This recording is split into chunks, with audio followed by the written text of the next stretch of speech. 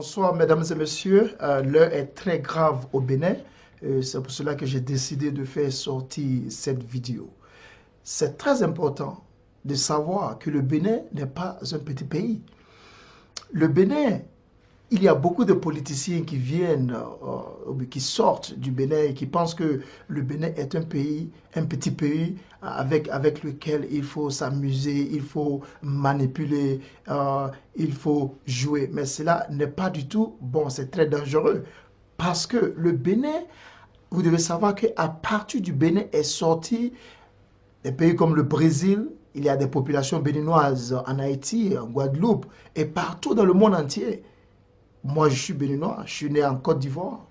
Mais écoutez très bien, je suis les mouvements politiques avec des activités politiques qui se déroulent au Bénin. Mais j'ai été beaucoup tranquille, j'ai été beaucoup silencieux. Mais je pense que le moment est arrivé que je puisse participer à la politique béninoise. Parce que me taire et voir la population béninoise souffrir, ce n'est pas du tout bon. Ce n'est pas du tout bon. Alors, à partir de 2009, que je peux retracer un peu mon implication avec le Bénin. J'étais en Côte d'Ivoire. Lorsque Dieu, dans une révélation, m'a montré comment est-ce que le Bénin pouvait sortir du sous-développement. Alors, il y a eu une révélation. J'ai eu cette révélation en 2008 et c'est en 2009 que je me suis rendu au Bénin parce que Dieu m'avait dit de croiser le président à l'époque, Boni Yayi. Et lorsque je suis arrivé au Bénin, je n'avais pas de contact pour rentrer, des relations pour rentrer en contact avec le président Boni Yayi. Je suis rentré en contact avec un des pasteurs de Boni Yayi qui s'appelle, je crois bien, Alopo Michel. Et quand je suis rentré en contact avec lui, j'ai un document que je lui avais remis. Mais il m'avait dit que non, qu'il allait... Il m'avait demandé qu'est-ce que je voulais. Je lui ai dit que non, je voulais rentrer en contact avec le président et puis organiser, comment on appelle ça, un séminaire, une conférence avec les ministres du gouvernement à l'époque. Il m'a dit qu'il allait voir ce qu'il pouvait faire. Et je crois bien une semaine après ça, il m'a appelé, je suis allé dans son bureau. À l'époque, il travaillait je crois, au ministère, je ne me rappelle pas très bien, mais il travaillait avec certains Amaz Zindohui ou something like that, quelque chose comme ça. Et lorsque je suis parti, il m'a dit que non, que bon, qu'est-ce que je voulais. Je lui ai dit que non, que bon, moi, je voulais seulement faire la conférence. Il m'a dit que non, qu'il voulait que... si je pouvais créer, ouvrir une ONG au Bénin, je lui ai dit non, mais je ne suis pas venu pour rester au Bénin, je suis venu juste pour apporter le message divin, la stratégie divine au gouvernement béninois pour que ce gouvernement puisse évoluer et développer. Parce que ce qui est important aujourd'hui, tout le monde parle de la Chine, tout le monde parle des États-Unis, tout le monde parle des pays développés. Mais quand est-ce que nous allons faire développer, faire évoluer le Bénin? Quand est-ce que les pays africains sortiront du sous-développement et aussi serviront d'exemple aux autres pays qui sont sous-développés? Et moi, la vision que Dieu m'a donnée, c'est que le Bénin sera le pays le plus développé en Afrique et l'un des pays les plus développés dans le monde entier.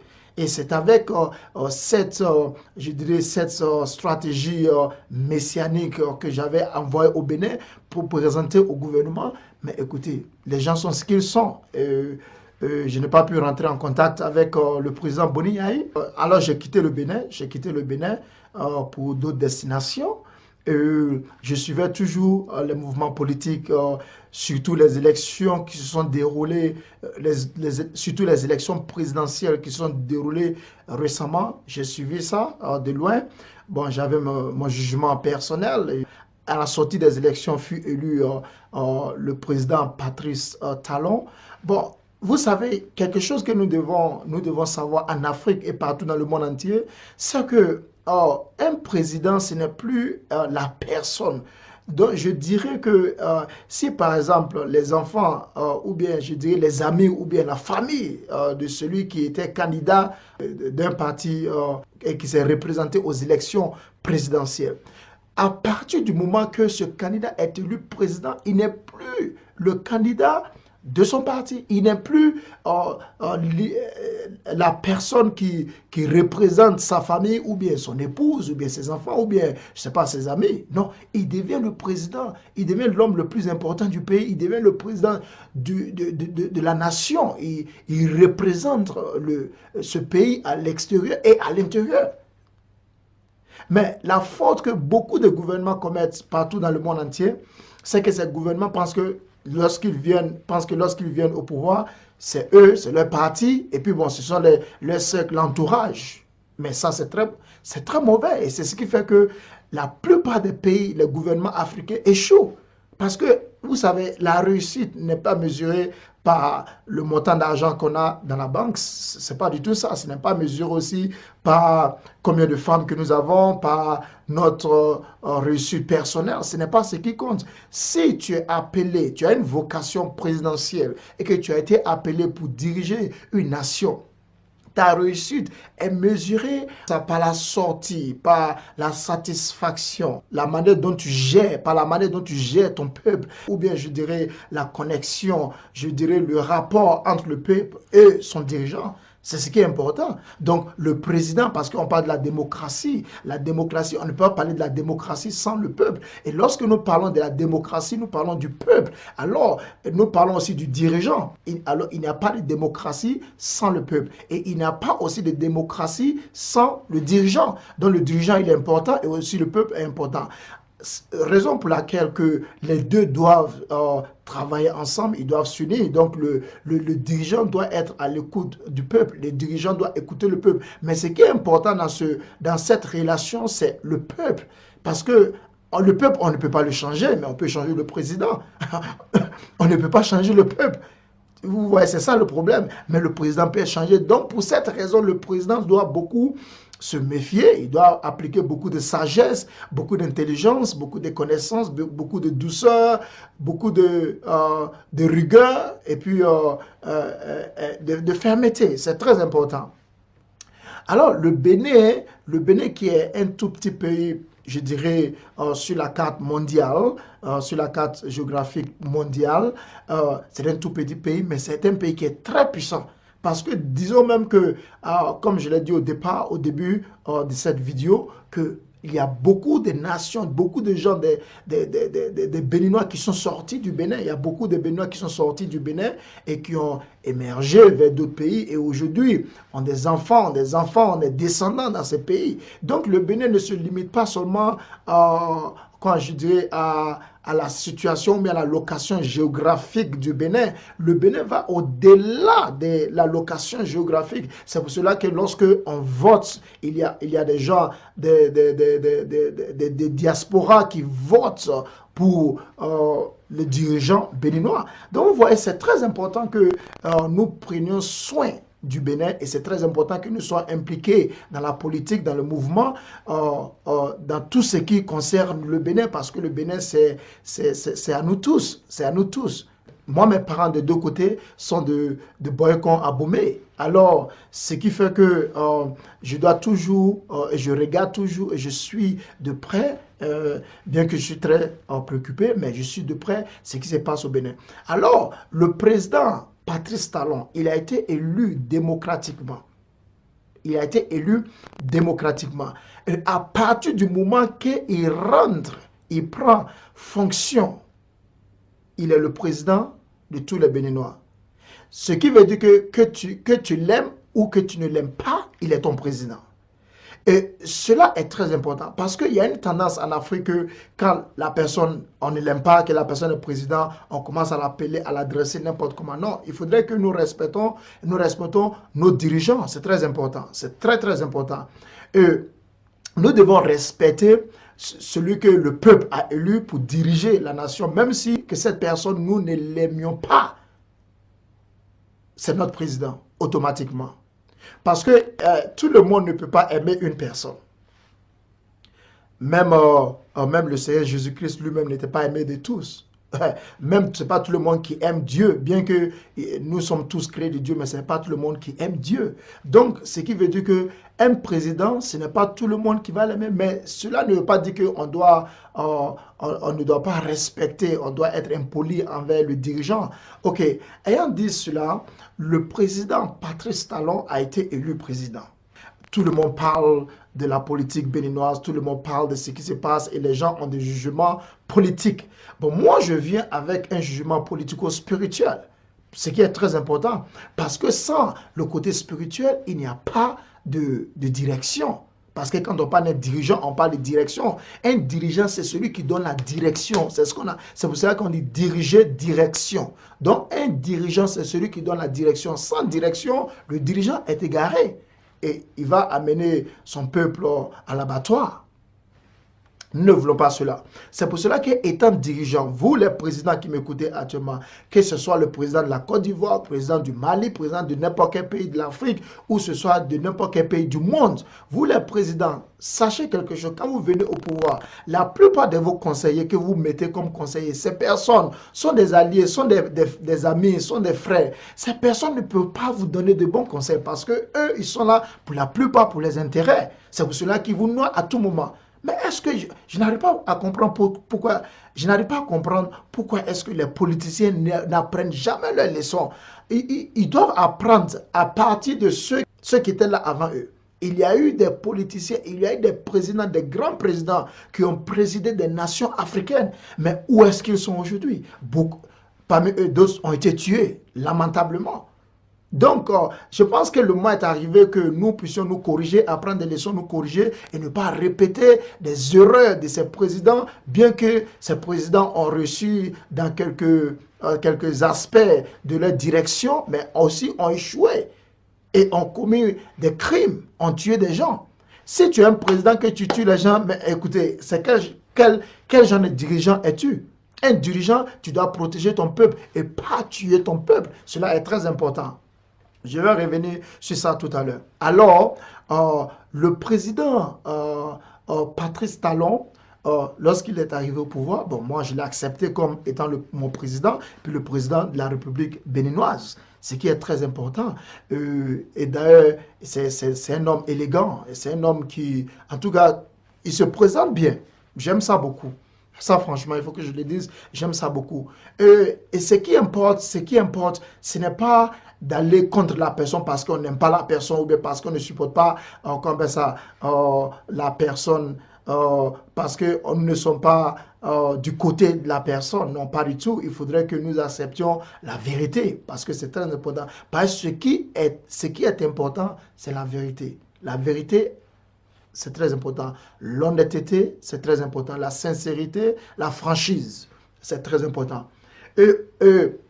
Le président Patrice Talon, bon, je sais pas, je ne suis pas au courant de ses accomplissements étant président de la République du Bénin, ça je ne suis pas au courant, parce que depuis qu'il est venu au pouvoir, je n'ai pas encore été au Bénin, bien que bientôt je compte visiter Cotonou. Et d'ailleurs, je salue tout le monde, je salue toute la population béninoise, je vous aime.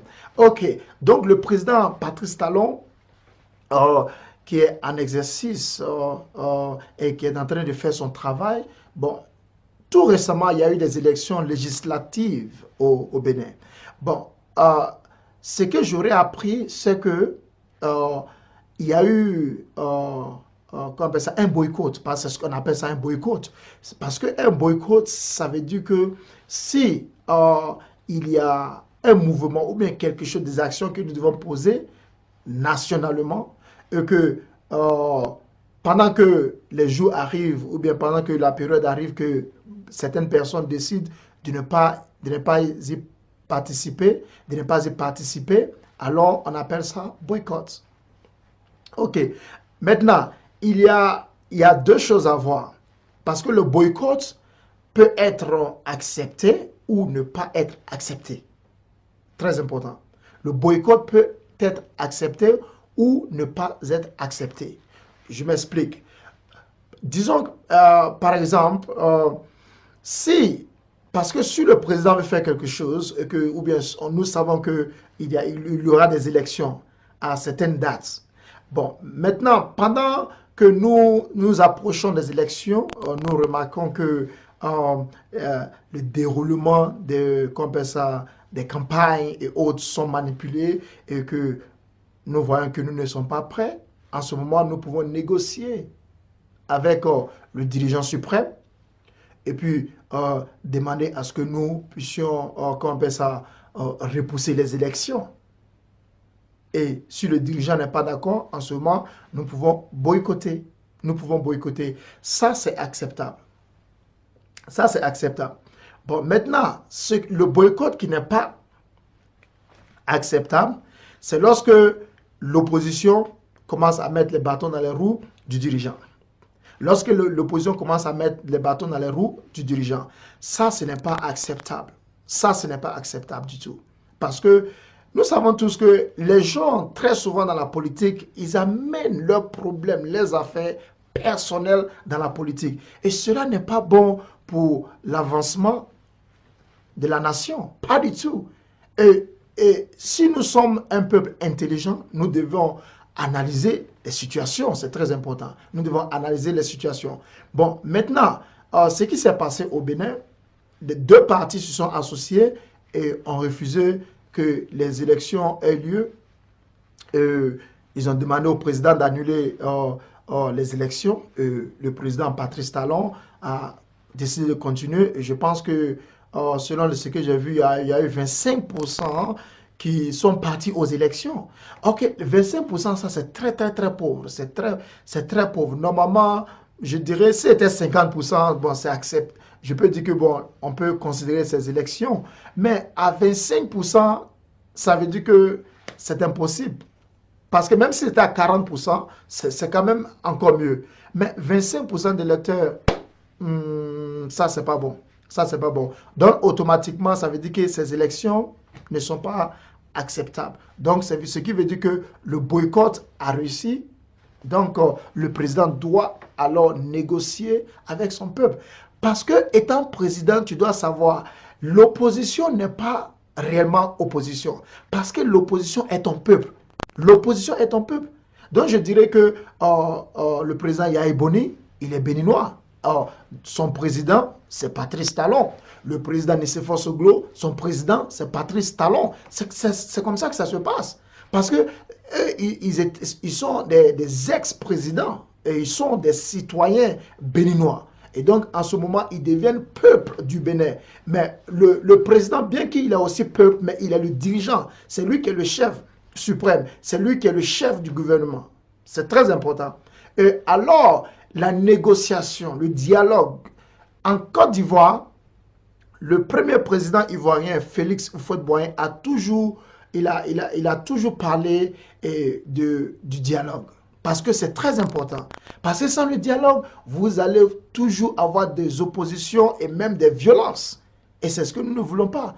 Et comme je l'ai dit, souvent les politiciens amènent l'opposition, ou même le président aussi, ils amènent les affaires personnelles. Tu vois, ils mélangent ça avec les affaires de la nation et du gouvernement. Ça, c'est pas bon. C'est pas du tout bon. Et un président qui est, je vais dire un politicien, ou bien des politiciens qui sont très avancés, qui sont des politiciens avancés, doivent écarter, ils doivent séparer leurs affaires personnelles et doivent faire face à la réalité, doivent faire face aux besoins du peuple.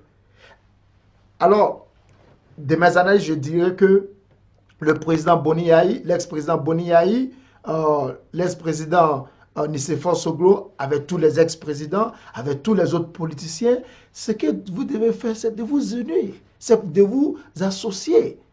Même si dans vos divergences, même si dans vos différences, mais vous pouvez toujours, vous pouvez vous entendre sur quelques aspects.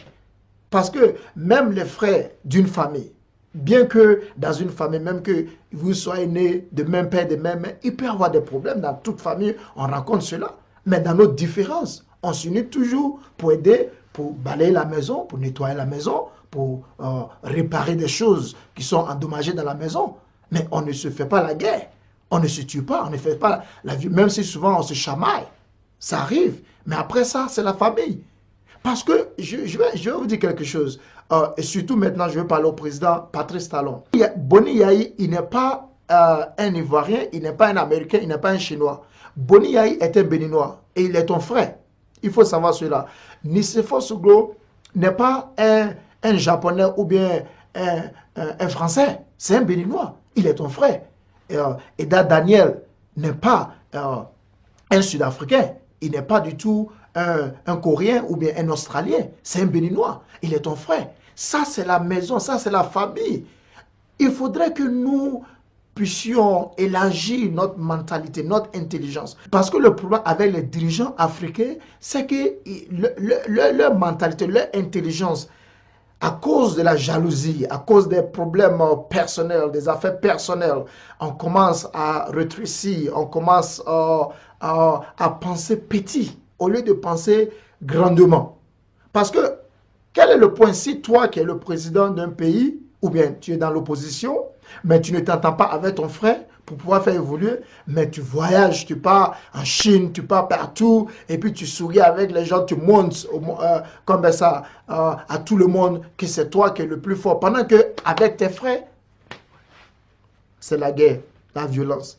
Ça, ce n'est pas bon. Ça, c'est la mentalité qu'il faudrait que les dirigeants africains changent cette mentalité. Il faudrait qu'on puisse renouveler. Parce que la nation ne sera pas transformée jusqu'à ce que nous puissions transformer notre intelligence. Parce que par le renouvellement de notre intelligence, nous sommes transformés. Donc si le Bénin doit être transformé, alors la nation béninoise, l'intelligence béninoise, la conscience béninoise doit être renouvelée.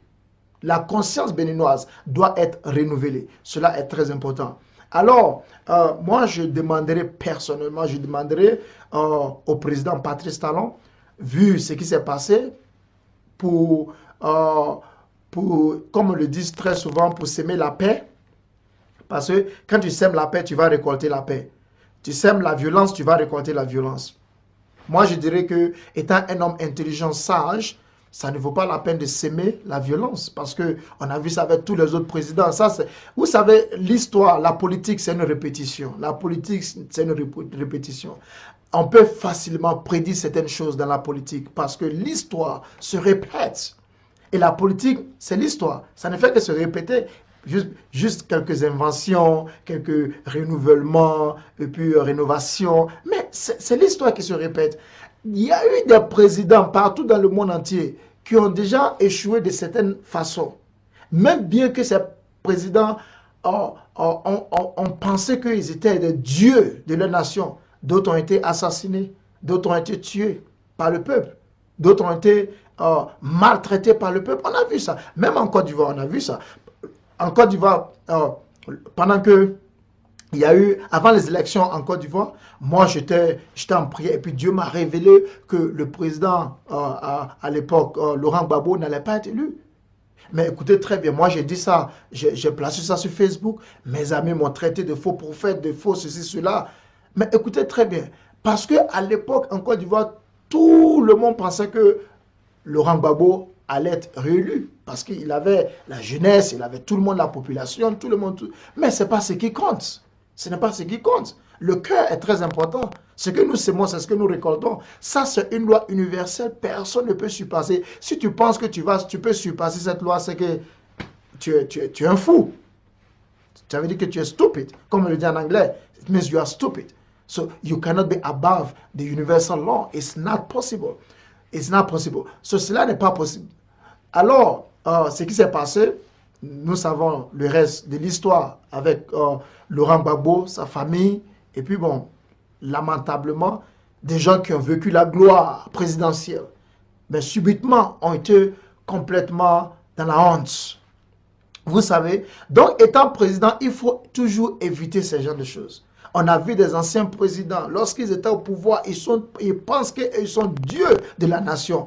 Mais dès qu'ils quittent au pouvoir, ils ne sont rien. Même aujourd'hui, Barack Obama, lorsqu'il était président des États-Unis, il pensait qu'il était celui qui était le dieu des Américains. Barack Obama pensait que personne, même son propre pays, le type, il vient du Kenya, il n'a même pas pu aider même son propre pays. Ça, c'est ça le problème du peuple noir. Le peuple noir a ce problème-là. Il faudrait que le peuple noir renouvelle sa mentalité, son intelligence. Aujourd'hui, Barack Obama, on s'en fout de lui. Il n'est plus président. Il a quelle autorité? Parce que, sachez quelque chose, le pouvoir qui est donné à un président, c'est un pouvoir, il n'est pas né avec ce pouvoir. Mais bien que c'est une vocation, il est appelé à gérer ce pouvoir, avoir cette autorité pendant une période de temps. Et dès que ça se périme, c'est fini. Comme les comprimés, c'est fini. C'est fini. Or, si tu es quelqu'un qui est très intelligent, pendant que tu es président, il faut aider les gens. Il faut pensionner ton peuple. Même si la Constitution dit que à tel âge, il faut que tu ne sois plus être candidat ou bien à tel thème, si tu as 2 mandats, il faut que je te dis que si tu as bien géré ton pouvoir et ton autorité, Dieu avec le peuple s'uniront et ils vont dire non, toi, à toi, on donnera une exception et tu auras un 3e mandat. Mais il ne faut pas forcer les choses. Ça ne se force pas. Parce que rappelle-toi que l'autorité, le pouvoir, tu n'as pas forcé pour être là. Même avec les coups d'État, militaires, tout cela, Dieu voit cela, il permet cela. Parce que la Bible nous dit que c'est Dieu qui donne l'autorité du gouvernement. C'est pour cela que la Bible exige que nous prions pour le gouvernement. Parce qu'il dit que c'est Dieu qui donne l'autorité. Il faudrait que nous honorions le gouvernement. C'est ça. Mais vous qui êtes les chefs d'État, est-ce que vous prenez soin de cela? Est-ce que vous savez cela? Mais le problème que nous avons aussi, c'est l'Europe. Parce que l'Europe contrôle le gouvernement et la politique et le gouvernement africain. Et pour cela, l'Europe qui vous donne des conseils, qui vous dirige, mais il ne faut pas cela à nos intérêts ou bien aux intérêts du peuple africain. Et ils font ça aux intérêts du peuple européen. Mais réveillez-vous quand même, ils font cela aux intérêts du peuple européen. C'est pour cela que l'Europe n'a pas de plantations, l'Europe n'a pas de champs. Ils n'ont pas de produits vivriers, mais ils ont toujours la nourriture parce qu'ils dépendent de l'Afrique. Il y a beaucoup de choses. Je vais faire sortir d'autres vidéos dans lesquelles je vais parler de ces choses. Mais écoutez très bien, et c'est le moment que le peuple noir se lève. Je vous dis que le Bénin est un pays riche. Le Bénin peut prendre soin de son peuple sans même prendre avec l'argent avec qui que ce soit en Europe ou bien en Chine ou bien quoi que ce soit. Parce que nous sommes riches, nous pouvons vendre notre richesse parce que on appelle ça un échange, c'est un échange. Donc, si le Bénin a la richesse, le Bénin peut vendre la richesse. Et quand je dis vendre, ce n'est pas le gouvernement même. Le Bénin, le peuple béninois peut être, en anglais on appelle ça empowered. Ça veut dire que peut être soutenu, supporté par le gouvernement, par des organisations, par des hommes d'affaires béninois. Il y a beaucoup de gens de Béninois qui sont riches. Mais écoutez très bien, si moi je rentre au Bénin, par exemple, que j'ouvre une compagnie, un business, que j'emploie peut-être 10 personnes, je suis en train d'apporter, qu'on appelle ça, je suis en train d'aider le peuple béninois à réussir, je suis en train d'aider le peuple béninois à se développer. Bon, maintenant, si vous qui êtes des présidents, à cause de vos intérêts personnels, vous, des gens, d'autres personnes qui sont en train d'ouvrir des usines, et que vous êtes en train de bloquer ces personnes à cause des intérêts personnels. Mais ça, c'est la méchanceté, ça, c'est la sorcellerie dans tous ces États. Écoutez très bien. Hier, monsieur, j'ai vu ces vidéos comme ça sur l'Internet, Martin Rodriguez. Mais il a dit qu'il a plaidoyé le président Boni. Il a dit, mais je veux seulement, mes conteneurs sont là, aide-moi à établir mon usine. Mais Boni, toi, tu étais président. Qu'est-ce qui t'a empêché? Ton frère qui veut ouvrir une usine qui va ouvrir là, est-ce que c'est lui-même qui va gérer ça? Pas du tout. Ce n'est pas, même s'il prend sa famille pour gérer, mais il y aura encore d'autres familles qui vont bénéficier de ces actions au Bénin. Mais toi, tu as refusé quand même. Mais il ne faudrait pas qu'à cause de l'amour du pouvoir, de l'amour de l'argent, vous n'êtes pas né avec le pouvoir présidentiel. Je sais ça. Je suis un homme d'autorité. Je suis un homme d'autorité spirituelle. J'ai beaucoup d'autorité. Il y a beaucoup de choses que Dieu m'a révélées concernant les présidents des politiciens. Partout dans le monde entier. Partout dans le monde entier. Donc, peut-être vous ne savez pas qui je suis, mais je sais qui vous êtes. Ça ne va pas prendre du temps. Et vous allez savoir celui qui est en train de parler dans cette vidéo. Et il faudrait que nous puissions corriger les erreurs du passé. Il faudrait que nous puissions corriger. Et qui peut corriger? C'est seulement celui qui a le pouvoir maintenant. C'est celui-là qui est le Messie. C'est un mot qui est très, très, très fort. Parce que le Messie, c'est un titre qui est donné à Jésus-Christ. Parce que c'est lui qui est le Messie. Mais Jésus-Christ est le Messie des esprits humains, le Messie des hommes entièrement. Mais chaque pays peut avoir son Messie qui vient pour sauver ce pays. Parce que quand on parle de Messie, on parle de la mission messianique qui est aussi du salut. Donc celui qui a le pouvoir maintenant, c'est celui-là qui peut sauver son peuple.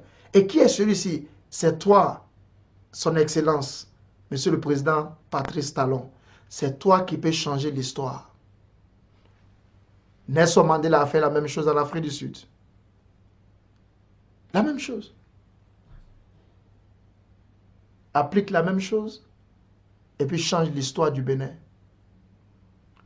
Je prie que la main toute puissante de l'Éternel se repose toujours sur le Bénin et que la République béninoise évolue.